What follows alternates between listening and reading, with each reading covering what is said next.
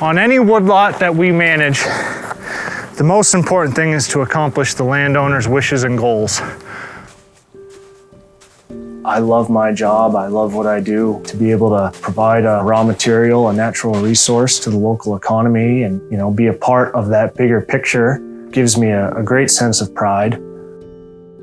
Yeah, I bet you're going to get a lot of yellow birch down in there. It seems like that's what's really pushing through all over up in here. Yep.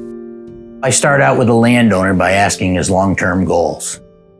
Then evaluate his woodlot based upon a variety of the age, the stocking levels, the species composition. I've worked on properties that were 10 acres up to 5,000 acres. There's an environmental gain by managing your forest sustainably, but there's also a financial gain. Many homeowners, I don't think, realize what could be on their property. My wife and I riding a side-by-side and, look how this is changing, look what's growing. A lot of people are passionate about gardening. This is a very similar thing where you're weeding the garden, trying to grow a sustainable, for us, sugar bush. There's a sense of pride that comes with forestry management, land management. This has been years of work, installing roads, managing timber, just a labor of love. A lot of landowners now own property for recreational purposes, for either hiking, biking, horseback riding, hunting, fishing, maple syrup production. To invite somebody onto your land and to entrust them to make these huge changes on your land is a big deal. A lot of times, I'm invited into people's homes and you're having a conversation with them and they don't know what it's going to look like and they're trusting you that it is going to look as you say it will. Here in Addison County, some of the most desirable property is owned or managed by the A. Johnson Company, and they should take great pride in that. They care about what they do. They have to do the right things.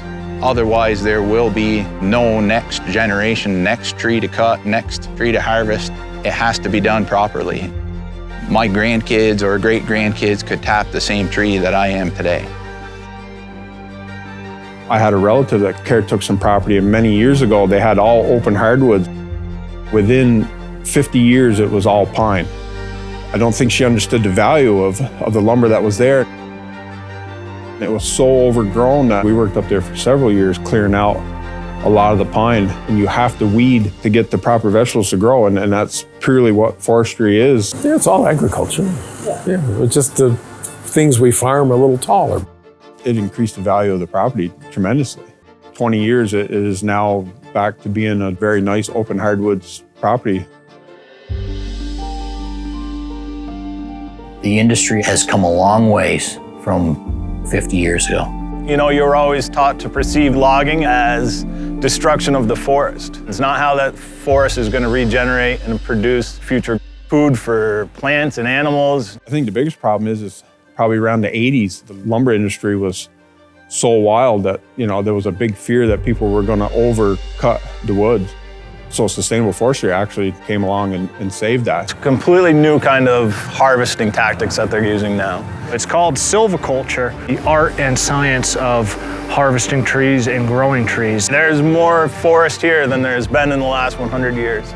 The landscape was 80% open space, 20% forest land. We're now 78% forest land, 22% open space. All the saw logs off this job are headed to the sawmill in Bristol. We saw 9 to 10 million board feet of lumber a year. If sustainable forestry didn't work, there wouldn't be a tree standing. Loggers, they're a very straight up group of people who are extremely independent, hardworking. I've grown over the years to have a lot of respect for forestry because they're thinking about the long-term growth of the health of the forest. If you go in and do it right, you can go back in 10 years. And 10 years again. It's helpful to take a step back and to realize that, we're just here for a snapshot. There's actually guidelines or rules that foresters abide by, which involve intense stewardship. You must have certain water bar and drainage features that will protect the soil, protect the streams from any pollution. If you own any amount of land, I don't see the downfall at all of having a forester come on your property and at least give you some knowledge if it's a free service. Every forest owner could benefit from forest management. A lot of people don't do that. The A. Johnson Company's been doing that on their company land for 100 years. Years and years. Andrew was one of the first people that promoted sustainable forestry in this area.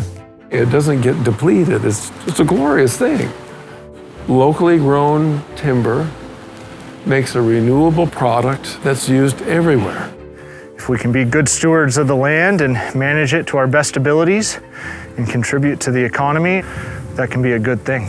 There's no way a company stays around for 100 years without doing things right.